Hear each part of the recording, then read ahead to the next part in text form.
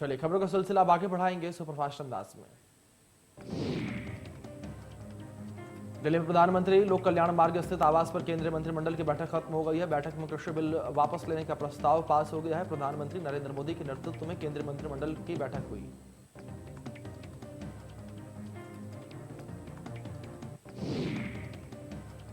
तीन विवादास्पद कृषि कानूनों को निरस्त करने वाला विधेयक 29 नवंबर को शीतकालीन सत्र शुरू होने वाला लोकसभा में पेश किया जाएगा।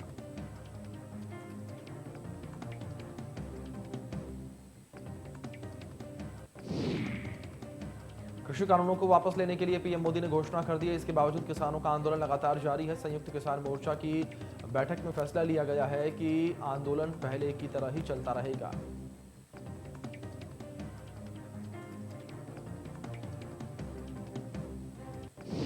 किसान नेता राकेश टिकैत ने कहा है कि हम संसद कूच करेंगे, हमारा आंदोलन सरकार से बातचीत के लिए है।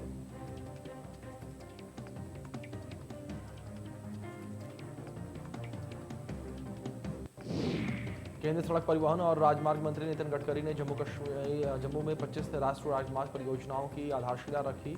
इन राजमार्ग परियोजनाओं की कुल लंबाई 257 किलोमीटर है और इस पर कुल 11,721 करोड़ रुपए खर्च होंगे।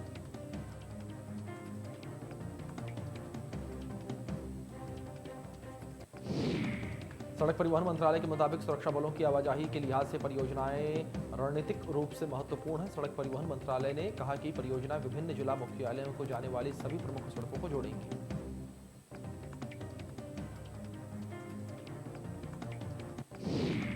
बीते 22 दिनों से दिल्ली एनसीआर में लोग वायु प्रदूषण की मार झेल रहे हैं। सोमवार के बाद से तेज हवाएं चलने की स्थिति कुछ सुधार में हुई है। हालांकि मंगलवार को जैसे ही सर्दी बढ़ने के बाद हवाओं की गति धीमी हुई, प्रदूषण का स्तर भी एक बार फिर से बढ़ गया।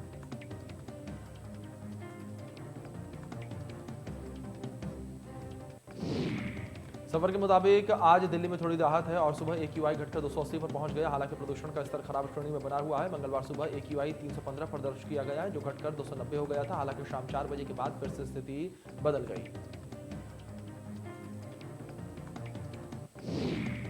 दिल्ली एनसीआर प्रदूषण मामले में सुप्रीम कोर्ट एक बार फिर से सुनवाई हुई है। पिछली सुनवाई में कोर्ट ने केंद्र और दिल्ली सरकार के रवैये के प्रति नाराजगी जाहिर की थी।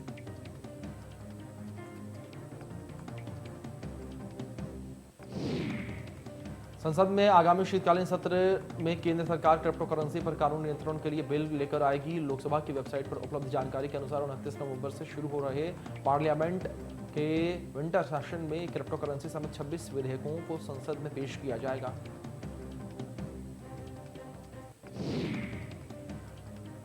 इस बिल में भारत के सभी प्राइवेट क्रिप्टो करेंसी पर रोक लगाने की मांग की गई है, लेकिन अंतर्निहित तकनीक और इसके उपयोगों को बढ़ावा देने के लिए कुछ उत्पादों को अनुमति की बात कही गई है। इस बिल में रिजर्व बैंक ऑफ इंडिया द्वारा जारी की जाने वाली ऑफिशियल डिजिटल करेंसी के निर्माण के लिए एक सुविधाजनक ढांचा तैयार करने की मांग भी की गई है। रूस के राष्ट्रपति व्लादिमीर पुतिन ने अगले महीने भारत आने की उम्मीद है। रक्षा मंत्रालय ने अमेठी में करीब 8 लाख AK-203 असॉल्ट राइफल के निर्माण के लिए रूस के साथ 5,000 करोड़ रुपए से अधिक के सौदे को मंजूरी दे दी है। रक्षा अधिग्रहण परिषद की बैठक में इसे मंजूरी दे दी गई है।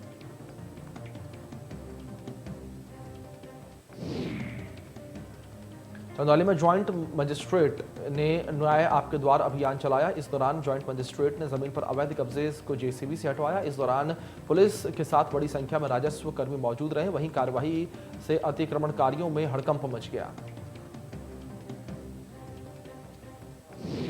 लखनऊ के विकासखंड माल में बीजेपी की विशाल जनसभा हुई है। केंद्रीय राज्य मंत्री कौशल किशोर और कैबिनेट मंत्री महेंद्र सिंह भी जनसभा में मौजूद रहे। इस दौरान जनसभा में भारी संख्या में बीजेपी कार्यकर्ता भी मौजूद रहे।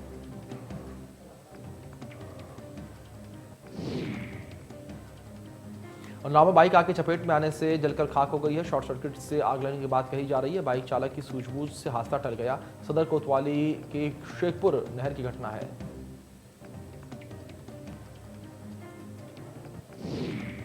अलीगढ़ में सरकारी आदेश के चलते वैक्सीनेशन के बाद ही राशन देने के आदेश हुए हैं, जिसके बाद से ये प्रक्रिया शुरू कर दी गई है। इसी दौरान अलीगढ़ के साथ अकबराबाद क्षेत्र में गांव अधौन में बिना वैक्सीनेशन किए राशन न देने पर राशन डीलर्स के भाई और गांव के लोगों के बीच कहासुनी हो गई, जो कि बढ़ते बढ़ते मारपीट में तब्दील हो गई।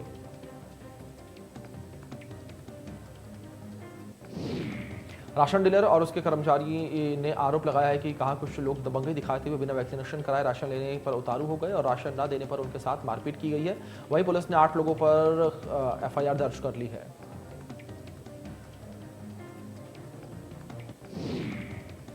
बदायूं में जमीनी विवाद में 2 पक्षों में जमकर मारपीट हुई है। गाली गलौज और मारपीट का वीडियो सोशल मीडिया पर वायरल हो रहा है। थाना उहैत क्षेत्र के सरेली गांव का पूरा मामला है।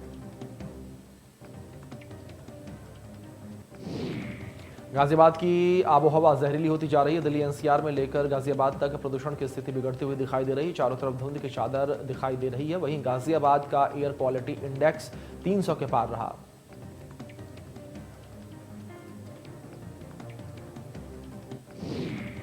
बुलंदशहर में महिला की गोली मारकर हत्या कर दी गई है। 3 हमलावर घर में दूध लेने के बहाने आए थे और पड़ोसी ने पिता की मौत का बदला लेने के लिए हत्या कराई। हत्या के लिए 2 लाख रुपए की सुपारी दी गई थी।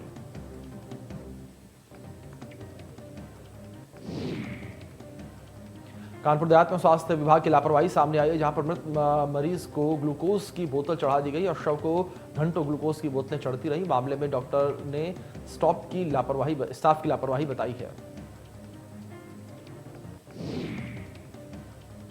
बलिया में युवक पर चोरी का आरोप लगाते हुए पिटाई की गई है। ग्रामीणों ने रस्सी से बांधकर युवक की जमकर पिटाई की है। युवक का रस्सी से बांधे हुए वीडियो जो है सोशल मीडिया पर वायरल हो रहा है।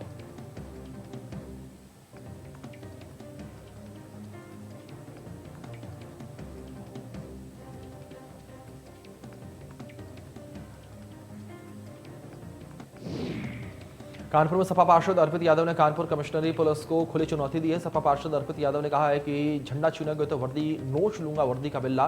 बीजेपी कार्यक्रम में पोस्टर लगाने को लेकर गिरफ्तार किया गया था। समाजवादी युवजन सभा के कानपुर ग्रामीण जिलाध्यक्ष हैं अर्पित यादव। गोंडा में प्रधानमंत्री जनधन अकाउंट में फ्रॉड कर पैसा निकालने का मामला सामने आया है। पुलिस ने जालसाजी कर पैसे निकालने वाले अंतर जनपदीय आरोपी को गिरफ्तार किया है। पुलिस ने आरोपी के पास से 39,400 रुपए के पैन कार्ड बरामद किए हैं। पुलिस अधीक्षक संतोष मिश्रा ने बताया है कि सूचना मिली थी कि ग्राहक सेवा केंद्र पर एक व्यक्ति महिलाओं के जनधन खाते से पैसे निकाल रहा है। इस पर पुलिस ने मौके पर पहुंची और छानबीन करते हुए आरोपी को गिरफ्तार किया।